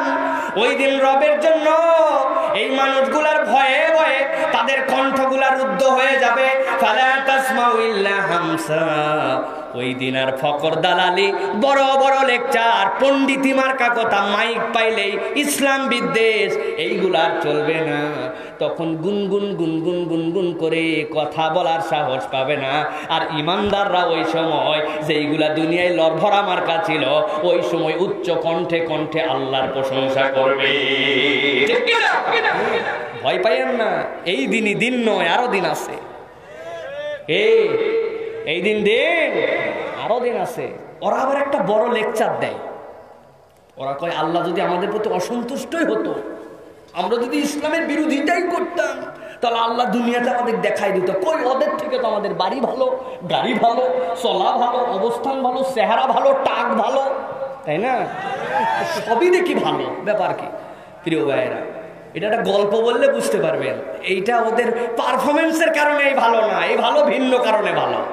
বলবো, বাচ্চা হারুন রশিদের নাম শুনছেন? এখনকার বাচ্চাদের মতো উনি ছিলেন না। এখনকার তো কেউ একজন যদি এমপি হয়ে যায়, এমপি নির্বাচিত হওয়ার পর ডিসি অফিস থেকে ডিক্লারেশন নিয়ে সালাম আলকি দিয়ে যে গেছে না গেছে, এরপরে ওনার ড্রাইভার দেখা গেল, ওনারা দেখা যায় না, পাওয়া যায়, একটু কঠিন হয়। আবার আছেন, ব্যতিক্রম আছেন, অনেক জনপ্রতিনিধি মানুষের সাথে মিশে থাকে, আছে না ভাই? আপনাদের এলাকার জনপ্রতিনিধি এরকম, উনি মানুষের সাথে মিশে থাকে, কিন্তু সব জায়গার মানুষ এরকম না, আছে না এখন? তো বাদশাহ হারুন রশিদ সাহেব উনি আমাদের দেশের মতো, ওনার দপ্তরে সবাই যেতে পারতো। আর গেলে অ্যাডভান্টেজ কি, একবার যদি বাচ্চার সাথে দেখা করতে পারে, উনি মোটামুটি একটা ভালো তাদেরকে হাদিয়া তোহফা দিয়ে দেয়, তার কপাল খুলে গেল। অনেক দূরে গ্রামে এক কৃষক থাকে, বউয়ের সাথে আলোচনা করছে, সারা জীবনে কপাল ভাঙ্গা নিয়ে থাকবো। তুমি যাও, বাচ্চা হারুন রশিদের কাছে যাও, গেলে যদি তোমাকে দেখার কারণে এজাজত দেয়, তোমার যে পরিমাণ তোহফা দিবে এটাতে আমরা রাত্রে শুয়ে শুয়ে চিন্তা করছে যে যাবো তো বটে, কিন্তু বাচ্চার কাছে যারা যায় সবাই তো হাদিয়া কিছু নিয়ে যায়। ওর গাছের যদি একটা ভালো ছাঁচিলাও হয়, তাও চিন্তা করে এটাই সবচেয়ে ছাঁচিলাও ভালো, এত বড় ছাঁচিলাই কারো নাই, ওইটাই বাচ্চারে দিছে, কিন্তু আমাদের তো কিছুই নাই, দিব কি? বউ বলছে আমার একটা বুদ্ধি আছে, আমাদের এই পাশে যে ঝর্ণা, কি সুন্দর মিষ্টি পানি, বাদশা শহরের মধ্যে থাকে, ঝর্ণা কোথায় পাবে, মিষ্টি পানি কোথায় পাবে? আমি কলসি আছে আমাদের খাবার যেটা, এই কলসিতে সুন্দর করে পানি তুলে দিব, এটা মাথায় করে বাদশারে যাবে, বলবে আমি ঝর্ণাতে পানি নিয়েছি। বউয়ের বুদ্ধিতে চিন্তা করছে, ফাইন কথা, নিয়ে যায়। মাথায় করে কলসি নিয়ে 10-12 দিনের রাস্তা হাঁটে, রোদ বৃষ্টি ঝড় বাদল উপেক্ষা করে বাদশার বাড়ির সামনে আসছে, কলসি নামাইছে, নামায় বলছে আমি হারুন রশিদের সাথে দেখা করতে চাই। দারোয়ান চিন্তা করছে বহু লোক বহু কিছু নিয়ে বাচ্চার কাছে আসছে, কিন্তু এই লোক নিয়ে এসে কলসির মধ্যে আনছে কি শুনি তো, কয় বাচ্চার সাথে দেখা করতে আনছে কলসি থেকে, কয় পানি। ওই লোক চিন্তা করছে এই লোকের হয় মাথা খারাপ, না হয় অতিরিক্ত বেশি বুদ্ধিমান, তাছাড়া পানি নিয়ে আসবে কে। তো ও আগ্রহ করছে যে বাচ্চারা অন্তত খবর দিয়ে বাচ্চা একটু মজা পাবে। বাচ্চা যাবে, বাচ্চা বহু দূর থেকে একজন আসছে আপনার সাথে দেখা করতে, এক কলসি ভর্তি পানি নিয়ে আইছে। বাচ্চা চিন্তা করছে সুবহানাল্লাহ, জীবনে বহুত লোক বহুত কিছু আনছে, আমার জন্য কেউ পানি আনার সাহস করে ভিতরে পাঠান। ভিতরে যায় বাচ্চাকে বলছে আপনার জন্য 12 দিনের পথ অতিক্রম করে বিশুদ্ধ ঝর্ণার পানি আপনার জন্য নিয়ে আসছি। বাচ্চা বলছে ঢালো, যেহেতু আনছেই, যেহেতু মহব্বত করে। যেই ঢালছে, ঢালার পরে দেখি পানির মধ্যে নোনা, আগে ছিল যেরকম ফর্সা পানি হয়ে গেছে এখন লাল লাল। মগের মধ্যে ঢালি তো এরই মন খারাপ, হায় হায় ব্যাপারটা কি। আসলে দুইটা দোষ, একটা হচ্ছে পানি 12 দিন আসছে, এই পানি তো ফিল্টার করে আর আনে নাই, বিভিন্ন রোদ ঝড় বৃষ্টি গরম ঠান্ডা পার হয়েছে, আর কলসিও ভালো করে ধুইছে কিনা কেটে জানে। কিন্তু বাদশা কিছু মনে করেন নাই। বাদশা বলছে বাহ, আমার জন্য একটা মানুষ মহব্বত করে 12 দিনের পথ মাথায় করে পানি আনতে পারে, ভালোবাসাই তো অনেক ব্যাপার, ঠিক কিনা। বাদশা বলছে অনেক ধন্যবাদ তোমাকে। বাড়ির লোকরে বলছে, খাজানজি খানার লোকরে, শোনো, ও যখন বিদায় হবে পানিটা ঢেলে মহব্বত করে রেখে দিবা, আর ওই কলসি ভর্তি করে আশরাফি দিয়ে ওরা বিদায় করে দিবা। ও তো চিন্তায় খুশিতে অস্থির, হায় হায়, এক কলসি আশরাফি, এক কলসি পানির বদলে। সাথে যাওয়ার সময় বাদশা বলছে না, শোনো, ওকে নিয়ে যাওয়ার সময় ওই দজলা ফোরাত নদীটা একটু দেখায় নিয়ে যাবে। বাদশার আশরাফি মাথায় নিয়ে একজন লোক দজলা ফোরাত নদী পর্যন্ত আগাতে গেছে। দজলা ফোরাত নদী দেখে মাথার থেকে আশরাফিও নিজেই নামাইছে, নামায় ওই লোকরে বললো, আচ্ছা আমাদের বাদশার মাথা ঠিক আছে না নষ্ট হয়ে গেছে? বলছে কেন? কয় যেই বাদশার বাড়ির কাছে এইরকম বিশুদ্ধ দজলা ফরাতের প্রবাহমান পানি আছে, আমার মতো লোক এক কলসি পানি নিয়ে আসলো, পানিও নষ্ট, তারপরে উনি পানি মহব্বত করে এক কলসি ভর্তি করে আশরাফি দিয়ে আমারে বিদায় করতেছে, আমি হলেও তো দিতাম না। আমাদের বাদশার মাথা ঠিক আছে নাকি?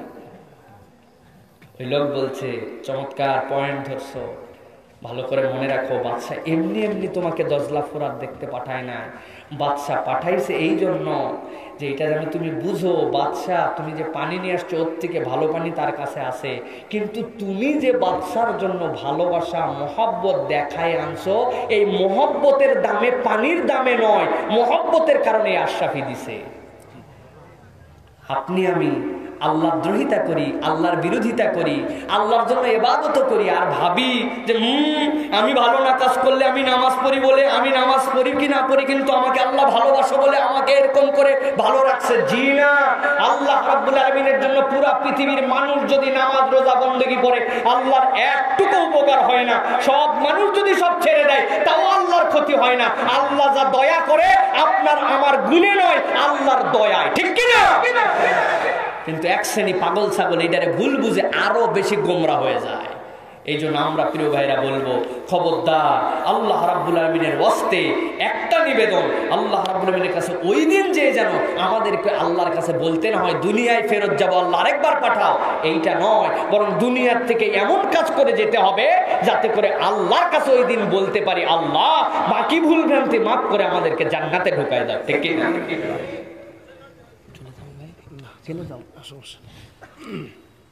আল্লাহ রাব্বুল আলামিন বিরক্ত হচ্ছেন আপনারা?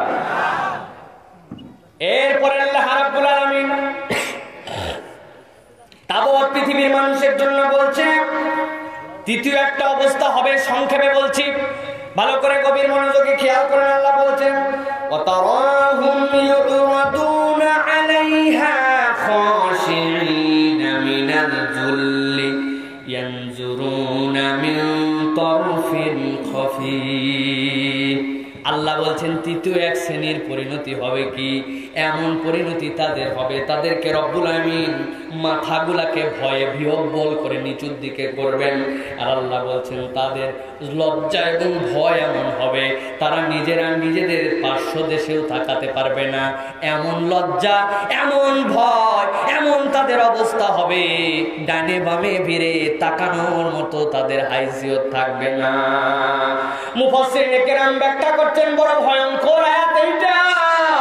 ও মুসলমান, তাদের জন্য অবস্থা হবে যারা লজ্জায় পাশে তাকাতে পারবে না, দুনিয়া দুনিয়ার বুকে এমন কতগুলা মানুষ, দুনিয়ার বুকে যারা চলাফেরা করে, দাম্ভিকতা, আচরণ, এমন অবস্থা, নিজের গুনার কথা একবার মনে করে না, উপর থেকে নিচ পর্যন্ত নিজেদের দিকে তাকায় না, দুনিয়ার দাপট দেখায় চলে। কিন্তু রব্বুল আমিন তাদের যদি আজকে সকাল থেকে এসা পর্যন্ত আমলনামা প্রকাশ করে দিতেন, ওই মানুষদের কপাল দিয়ে যদি লেখা হয়ে যেত, লজ্জায় ওই মানুষের সামনে দাঁড়াতে পারত না। ঠিক না?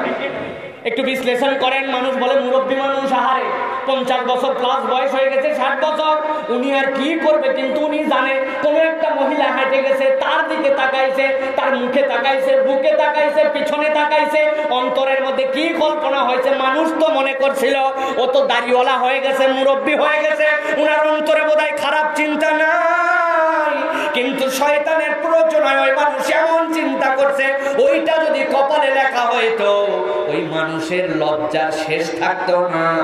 কিন্তু ওই মানুষ এইটাকে লজ্জার মধ্যে না নিয়া দুনিয়ার চলাফেরায় এমন বেহায়া হয়ে গেছে, দুনিয়ায় আল্লাহ দ্রোহিতা করতে করতে সেইটাকে এমন সিম্পল কাজ বানায় ফেলছে যে অপরাধও তার কাছে অপরাধ হিসাবে বিবেচিত হয় না। এরকম মানুষ আমাদের সমাজে আছে কিনা? আগে চোরেরও ধর্ম ছিল, কি ছিল? চুরি একটা ব্যালেন্স করে শেষ রাত্রে করত, শীত কাটে করত, চুরি করে পালায় যেত। এখন চোর চুরি করে পালায় না, মালিককে উল্টা হুমকি দেয়। ঠিক না? ভিআইপি চোর আপনারা দেখেন নাই? আমি দেখছি। কম্বল কিনছে এক ট্রাক, ঢাকা থেকে নিয়ে যাব ঠাকুরগা, ঠাকুরগায় প্রচন্ড শীত। এই আব্দুল সালাম ঠাকুরগা থেকে আসলো, গলা বসে গেছে ঠান্ডায়। সাঁওতাল ভাইয়েরা আছে ওখানে, চায়ের ফার্মে পঞ্চগড়ে কাজ করে, তাদের জন্য নিয়ে যাওয়া হবে কম্বল। কাউরান বাজার থেকে কম্বল কিনে যাচ্ছি, সামনে ট্রাকে বসে আছি আমি, হঠাৎ করে এক মোটরসাইকেল আলা পাশ থেকে এসে বলতেছে, হুজুর পিছনে কি? আমি বললাম কম্বল। কয় হুজুর আপনার কম্বল রানিং অবস্থায় বিদায় হয়ে যাচ্ছে। গাড়ি দাঁড় করালাম ফার্ম গেটের কাছে, লাভ দিয়ে পিছনে নামছি, নামে দেখি ব্লেড মাইরে রানিং কম্বল নিয়ে যাচ্ছে। আমিও দিছি দৌড়। একজন আমার ধরছে, হুজুর খবরদার যায়েন না, ওর হাতের বেলেট কিন্তু জমা দিয়ে যায় নাই, কম্বল কেটে গেছে, এরপরে পেট কেটে দিবে। চিন্তা করছেন চোরের দাপট, চোরের বলে ধাবড়ানো যাবে না। তার মানে চুরি তার কাছে আর কোনো ব্যাপার না। চুরি, রাহাজানি, ডাকাতি এখন ওপেন আপ হয়ে গেছে, টেন্ডারবাজি এখন ওপেন আপ হয়ে গেছে। রাস্তার বাজেট যেইটা আসে, জনগণ জানির 50% কাদের পকেটে চলে যায়। যেই রাস্তা 10 বছর চলা লাগবে, একটা বর্ষা পাইলে খোয়া নাই, বালু নাই, আছে না ভাই? পাপ আর পাপ নাই তাদের কাছে। আল্লাহ রাব্বুল আমিন বলছেন, এই শ্রেণীর যারা হবে, আল্লাহ বড় ভয়ঙ্কর বলছেন, দুনিয়ায় ইজ্জত নিয়ে বড় হুজুর, তোমাকে কত মানুষ দাম দেয়, তুমি বড় বড় লেকচার দাও খুতবায় আর বক্তব্যে, তোমার জীবনের অবস্থা কি? তুমি একটু তাকায় দেখো তো, যা মুখ দিয়ে বলো তোমার জীবনে সেই আমল আছে নাকি? আল্লাহ ওই দিন হুজুরেও ছাড়বেন না, বক্তারেও ছাড়বেন না। আল্লাহর আদালতে দাঁড় করার পর আল্লাহ বলছেন, ওয়াতারাহুম ইউরাদুনা আলাইহা খাশিঈনা মিনাদ দুল্লি ইয়ানজুরুনা মিন তারফিন খাফী। আল্লাহ রাব্বুল আমিন বলেন, লজ্জায় এমন অপদস্থ করবেন, কারো দিকে তাকাবে না, নিজের পাশে পর্যন্ত তাকাবে না। অপর মানুষ তো দুনিয়ায় কোরআন থেকে জেনে ফেলছে, দুনিয়ায় ভিআইপি ভাব নিয়ে ঘুরতি, আজকে প্রমাণ হয়ে গেছে বেটা তুই কোন অপরাধে কিয়ামতের দিনে উঠছি। আল্লাহ ওই দিন সবার সামনে এরকম লাঞ্ছিত করে দিবেন। এইটার থেকে বাঁচার জন্য 2টা কাজ। 1 নম্বর কাজ, জেনে বুঝে আল্লাহর কোন হুকুমের খেলাপ করা যাবে? তাহলে কি নামাজ পড়ে মুসলমান না নামাজ ছাইরে? কত মুসলমান এখানে আছে, বললে কষ্ট পাবেন। আসার পরে সাইফুল্লাহ ভাই আপনার আমি ফ্যান, আমি বললাম ঘোরে না তো, না হুজুর এই ফ্যান না, এটা মানে আপনার ফেসবুক ইউটিউব দেখে দেখে আমরা ফ্যান। বললাম ও তাহলে ঠিক আছে, উনি আমার ফ্যান, উনি আমার ওয়াজ শুনে, মাল কাজ মারে জমিতে সেচ দেয় আর কোমরের মধ্যে আমার ওয়াজ শুনে, তাছাড়া উনার ভালোই লাগে না। চিন্তা করছে, আল্লাহ বলছে হাঁটুর নিচে পুরুষের জন্য 70 মাপির উপরে, উনি মাল কাজ মারে ওয়াজ শুনে হলো, উনি এমন ফ্যান, আমারে মোহাব্বত করে আমার সাথে সেলফি তুলে এশার নামাজ পড়ে আসে নাই, আশা করা যায় ফজরও পড়বে না। আছে নাকি এরকম? শিওর?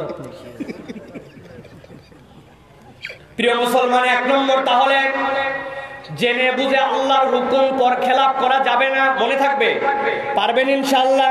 আর 2 নম্বরে যারা আল্লাহর হুকুমের সবচেয়ে বেশি পায়রবি করে, চেষ্টা করে, আল্লাহর হুকুমের কাছাকাছি আসে, তাদেরকে ঘৃণা টিটকারি নয়, বরং তাদেরকে মোহাব্বত করতে হবে, ঠিক কি না?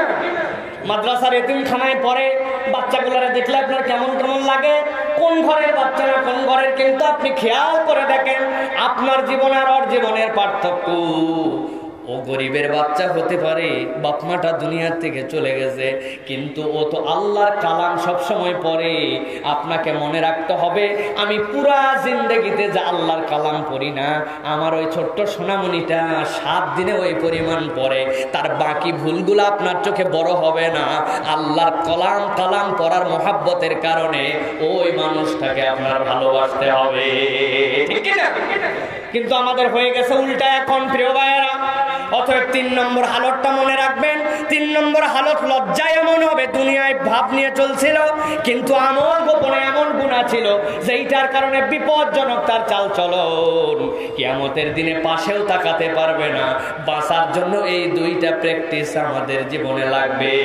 আল্লাহ যেন আমাদেরকে হেফাজত করে, চিৎকার করে বলেন আল্লাহুম্মা আমিন। আর 2টা কারণ আছে, বলবো ভাই? আছেন তো আপনারা ইনশাআল্লাহ? আমার যুবকরা থাকলে হবে, নড়তেছেন আলহামদুলিল্লাহ। তারপরে 2টা কারণ বলবো ইনশাআল্লাহ। প্রিয় ভাইয়েরা, গভীর মনোযোগে খেয়াল করেন। আল্লাহ রাব্বুল আলামিন বলছেন, ওয়া তারা কুল্লা উম্মাতিন জাসিয়া, কুল্লু উম্মাতিন তুদআ ইলা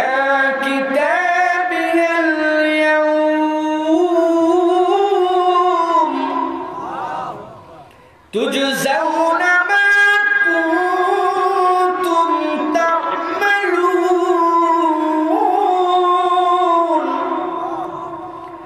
هذا كتابنا ينطق عليكم بالحق إنا كنا نستنسخ ما كنتم تعملون।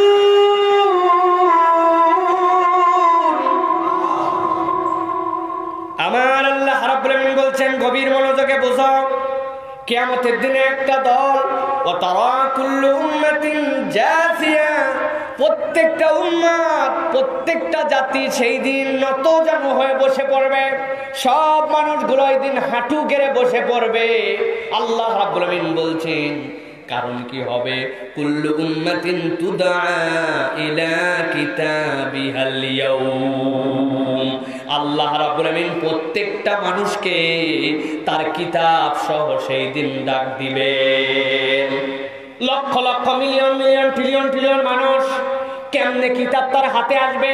সাধারণ একটা এনআইডি কার্ড। এইটা স্মার্ট হওয়ার পরে মসজিদে ঘোষণা, ইউনিয়ন পরিষদে ঘোষণা, টিভিতে ঘোষণা, রেডিওতে ঘোষণা। তারপরেও খবর নিয়ে দেখেন এখনো ইউনিয়ন পরিষদে কতগুলা কার্ড পরেই আছে, মানুষ নেয় নাই, আছে কিনা? এতগুলা মানুষরে কেমনে আল্লাহ ডাক দিবেন? রাসূলুল্লাহ সাল্লাল্লাহু আলাইহি সাল্লাম বলছেন, প্রক্রিয়াটা বড় সহজ। আল্লাহ রাব্বুল আমিন সব মানুষগুলাকে ডাক দিবেন, আতঙ্কগ্রস্ত হয়ে যারা বসে যাবে। আল্লাহ আসমানের মধ্যে প্রত্যেকের কিতাবগুলাকে উড়ায় দিবেন। যেই না কিতাবগুলা উড়ে যাবে, প্রত্যেকটা হাত উপর দিকে উঠে যাবে। আল্লাহর ফদলে প্রত্যেকটা মানুষের আমলনামা প্রত্যেকের হাতের মধ্যে অটোমেটিক চলে আসবে। আল্লাহু আকবার। যেই না আমলনামা চলে আসবে, আল্লাহ রাব্বুল আমিন বলছেন তারা বলতে শুরু করবে। কি বলতে শুরু করবে? ওই মানুষগুলো আল্লাহর কাছে বলতে শুরু করবে, মালি হাদাল কিতাব লা ইউগাদিরু সাগীরাতান ওয়ালা কাবীরাতান ইল্লা আহসাহা। কি আশ্চর্য কিতাব রে! ছোট্টবেলায় আমি সকালবেলা তখন ক্লাস 5-6-এ পড়ি, আমি সাইকেল নিয়ে রওনা হয়েছিলাম কোচিং এর দিকে। হঠাৎ করে দেখি বাড়ির একটা মধ্যে থেকে একটা বড়ইয়ের গাছ ঢেলে বেরিয়ে আসে, গোটা গাছ ভর্তি বড়ই, বড়ইয়ের মধ্যে কতকগুলো আবার ছোট ছোট সুনি মুনি বড়ই, চিনেন নাকি? বুলবুলি বড়ই, সুনি মুনি, মুখের মধ্যে দিলে বালু বালু লাগে। পিছনে তাকাইছে, পুরা রাস্তা পর্যন্ত না, যতদূর চোখ যায় কেউ নাই। সামনে তাকাইছে, কেউ আসে কিনা নাই। নামার পরে হঠাৎ করে একটা ঢেল তুলে মাইরে দিয়ে দাঁড়াইছে, ঝরঝর করে বোর পড়ে গেছে। সবগুলা নেওয়ারও সময় নাই, খাওয়ারও ইচ্ছা নাই। বাইসে বাইসে 5টা সুনি মুনি পকেটে, একটা মুখে দিয়ে আবার চলে গেছে। ওই বান্দা অবাক হয়ে দেখবে আমলনামা হাঁটু গেড়ে বসে আছে, হাতের মধ্যে চলে আসছে। বান্দা সাথে সাথে বলতে করবে, মালি হাদাল কিতাব, কি আশ্চর্য বই রে এইটা, কি আশ্চর্য কিতাব, আমার নিজেরই তো মনে নাই, কিন্তু এখন দেখি ওই ছোট্ট একটু বড়ই খাওয়ার ওইটার হিসাব আল্লাহ রাব্বুল আলামিন আমার কিতাব থেকে বাদ দেন নাই। বুকে হাত দিয়ে বলেন তো, ছোটবেলা থেকে এই বয়স পর্যন্ত এমন অসংখ্য অপরাধ আমাদের জীবনে আছে কিনা, যেই অপরাধ যে করছি সেই করার অবস্থার কথাটাও আমাদের আর মনে নাই, আছে না? আল্লাহ রাব্বুল আমিন বলছেন, ওই মানুষগুলা যখন একটুখানি মনে করবে যে এই কিতাবের মধ্যে যা আসছে এগুলো ঠিকই না ব্যাঠিকই না কি না কি, আল্লাহ বলছেন সাথে সাথে তাদেরকে স্মরণ করায় দেওয়া হবে, হাদা কিতাবুনা ইয়ানতিকু আলাইকুম বিল হাক্কি ইন্না কুন্না নাস্তানসিখু, ইয়াস্তানসিখা সেখান থেকে আসছে নাস্তানসিখু। আল্লাহ বলছেন ডিজিটাল নাম্বার প্লেট বুঝেন নাকি আপনারা? আগে ছিল হাতে লেখা, এখন ডিজিটাল নাম্বার প্লেট হয়েছে। দেখছেন মোটরসাইকেল গাড়ির পিছনে কেমনে বানায় জানেন? আপনার আবেদন জমা দিতে হয়, নাম্বার জমা দিতে হয়। বিদেশ থেকে একটা ডায়েস নিয়ে আসছে, ওই ডায়েসের মধ্যে কম্পিউটার থেকে লিখে বসায় দেয় ঢাকা মেট্রো ক 267672। এরপর ওই ডায়াসটা উপর থেকে ওই প্লেটের উপরে ধাম করে পড়ে, এমন জোরে পড়ে, পড়ার কারণে ওই শক্ত লম্বা প্লেটটার মধ্যে থেকে নাম্বারগুলো উপর দিকে ভেসে ওঠে। এরপরে রিফ্লেক্টেবল একটা আঠা লাগায় দেয়, আলো পড়লে ভেসে উঠবে। চাইলেও কলম কাগজ দিয়ে, তুলি দিয়ে, আর্টিস্ট দিয়ে চেঞ্জ করার ক্ষমতা নাই। আমার আল্লাহ বলছেন, ইন্না কুন্না নাস্তানসিখু মা কুনতুম তা'মালুন।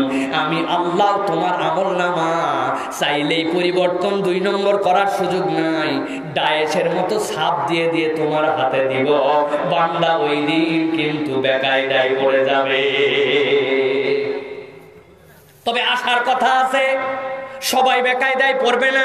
2টা শ্রেণীকে আল্লাহ রাব্বুল আলামিন বাদ দিয়ে দিবেন, বাদ দিয়ে ওই শ্রেণীর জন্য একটা স্পেশাল অ্যারেঞ্জ করবেন।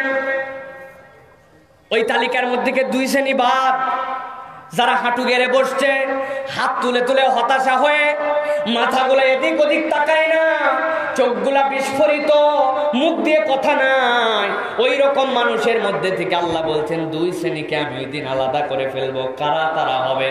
আল্লাহ সূরাতুল কাহাফের 50 নম্বর আয়াতের মধ্যে তাদের পরিচয় দিয়ে দিচ্ছেন। দেখেন তো আমরা আছি কিনা ওই দলের মধ্যে।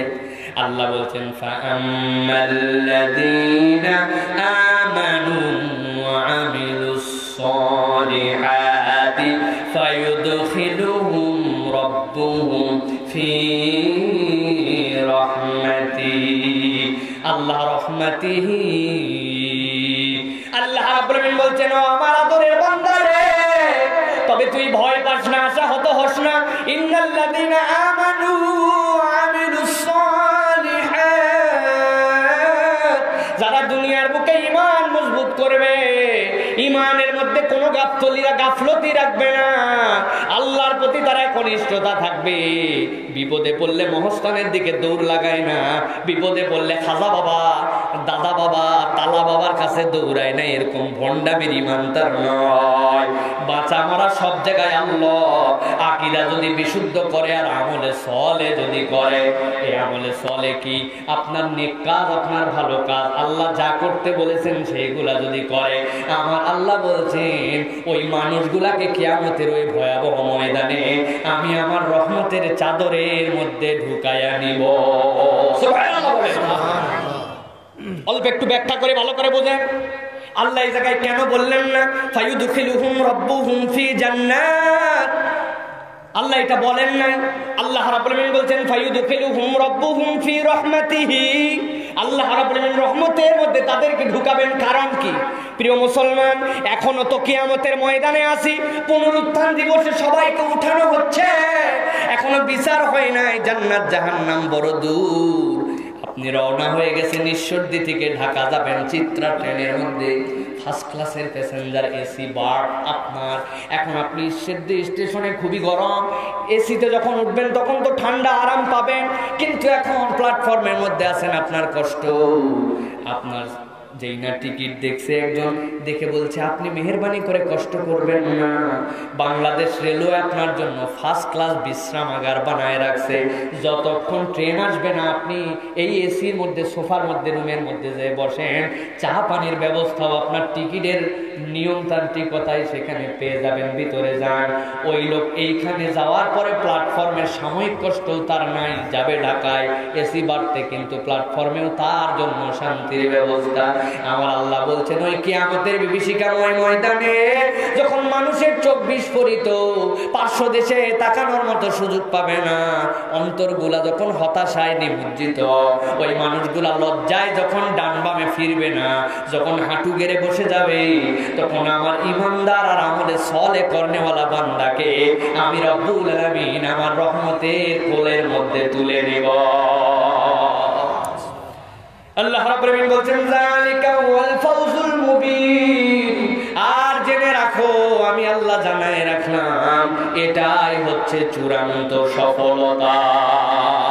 পরিষ্কার সফলতা হচ্ছে আল্লাহর রহমতের মধ্যে ঢুকে যাওয়া, ঠিক না? দুনিয়ায় সফলতার মানদণ্ড আমরা চেঞ্জ করে ফেলেছি। আহা, দুইটা ছেলে একটু বিশ্ববিদ্যালয়ে চান্স পেয়েছে, আগে অপরের বাড়িতে কাজ করতো, এখন নিজের বাড়ি হয়েছে, আগে কর্মচারী ছিল এখন দোকানদার হয়েছে, আগে বাসে চলতো এখন গাড়ি হয়েছে, আর ফুটানিতে ভাব মেরে মনে করছে আমি সফল হয়ে গেছি, আমি নির্বাচিত হয়ে গেছি। আল্লাহ বলছেন না, যালিকা হুয়াল ফাউজুল মুবিন। কিয়ামতের দিনে যে আল্লাহর রহমতের চাদরে ঢুকবে, ওই দিন কেবল বলতে পারে আমি সফল, এর আগ পর্যন্ত কেউ সফল না, ঠিক না? প্রিয় মুসলমান, তাহলে আমাদেরকে পরিবর্তিত হতে হবে, আমাদেরকে আল্লাহ রাব্বুল আলামিনের কাছে ওই দিন সমর্পিত হতে হবে। যদি আমরা আমলে সলে না করি, যদি আমরা ঈমান বিশুদ্ধ না করি, আল্লাহ রাব্বুল আলামিন তাদের জন্য সর্বশেষ একটা পয়েন্ট আপনাদের কাছে বলবো। আল্লাহ বলছেন ওয়ানযিরহুম ইয়াউমাল আযিফাতি ইযিল কুলুবু লাদাল হানাজিরি কাযিমিন। আল্লাহ বলছেন বান্দা ভয় পেয়ে যাবি, বান্দা সেদিন তোদের প্রাণ ওষ্ঠাগত করে কিয়ামতের দিনে তুলবো। নাউজুবিল্লাহ বলেন। প্রাণ ওষ্ঠাগত করা মানে বোঝেন? আপনারা অনেকবার এই কথা বলছেন আপনাদের পাবনাতেও, কয় লোকটারে যা দেখে আসলাম ভাই হাসপাতালের মধ্যে, আরে লোকটা মরে যাওয়াই ভালো, ইমানের সাথে মরে যাও বলি না আমরা। তার মানে কি মরতেছে না, কিন্তু কষ্ট তার এত সাংঘাতিক। কতগুলা মাথা দেখবেন, মাথার মধ্যে লিখে দেয় হাড্ডি নাই, হাত দেওয়া নিষেধ। দেখছেন আপনারা ছবিতে কোনো সময়? আহা কি বিপদ তার জানে। কই মরে যাওয়া ভালো এর থেকে, এত কষ্ট, এত কষ্ট। আমার আল্লাহ রাব্বুল আলামিন বলছেন ওয়ানযিরহুম ইয়াউমাল আযিফাতি ইযিল কুলুবু লাদাল হানাজিরি কাযিমিন। ও দুনিয়ার মানুষ সাবধান হয়ে যাও, ওই দিন সবচেয়ে বড় ভয়ঙ্কর অবস্থা হবে। এমন অবস্থা হবে আল্লাহর কাছে বলতে শুরু করবে, আল্লাহ তুমি আমাদেরকে মৃত্যু দাও, আমাদেরকে মৃত্যু দাও। আল্লাহ ওই দিন মৃত্যু দিবেন না। হাসরের ময়দানে যারা ঈমান বিশুদ্ধ করে আমলে সলে না করে যাবে, আল্লাহ তাদের প্রাণকে কণ্ঠাগত করে, মনে হচ্ছে যেন প্রাণ যাবে কিন্তু যাবে না। এই রকম কষ্ট দিয়ে দিয়ে হাসরের ময়দানের মানুষের কাছে চিনায় দিবেন। এই মানুষের কাছে দাওয়াত